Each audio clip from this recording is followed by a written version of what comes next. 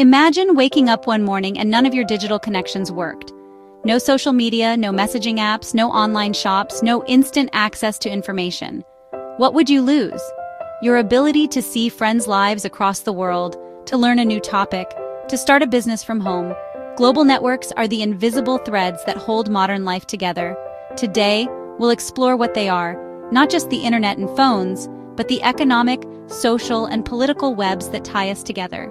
We'll look at key theories, their impacts on communication, education, business, culture, and society.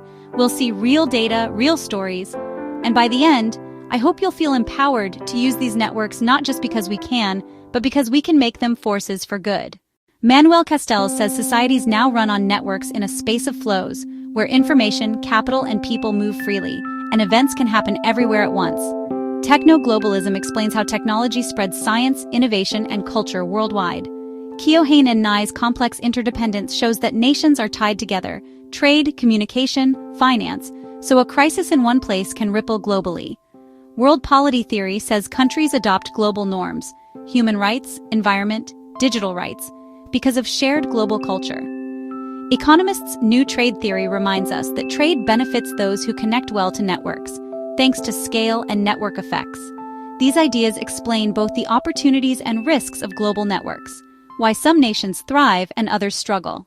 Communication has changed most dramatically. Speed. Messages travel globally in seconds. Narratives, social media and streaming shape values and beliefs, and mobilize social movements. Local ties.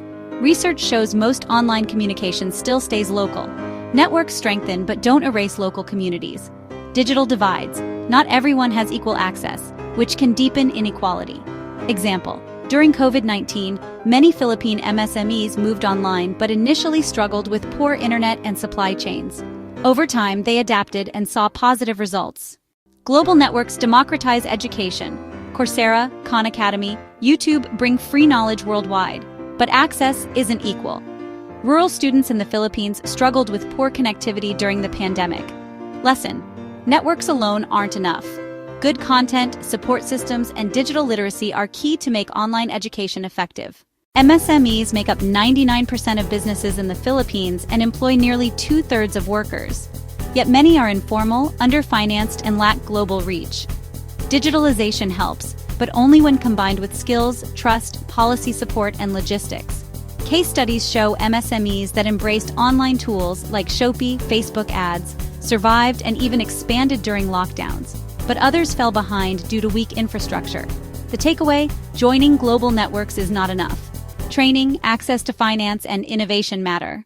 Global networks spread culture, music, films, ideas, creating hybrid identities. But they also concentrate power. Big media and tech platforms can dominate, a concept called electronic colonialism. Yet culture also resists and adapts, remixing global influences into something uniquely local. Global networks also spread norms, from human rights to climate action, shaping local policies. Risks include digital divide. Rural and poor are left behind. Privacy and surveillance. Data misuse is common. Misinformation and scams. Fake news spreads faster than truth. Economic inequality. Those with access benefit more, widening gaps. Early in COVID-19, many MSMEs went digital but actually performed worse before support systems caught up, showing how unbalanced networks can harm as well as help. Ray's Bakeshop in Marinduque brought Uraro cookies online and reached new markets.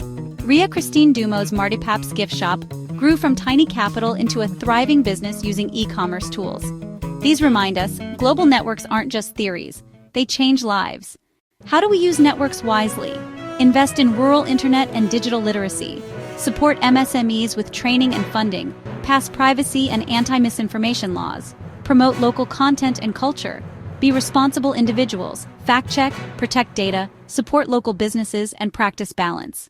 Global networks shape communication, education, business, culture, and power. They can connect us or divide us. They are tools, and tools are only as good as how we use them.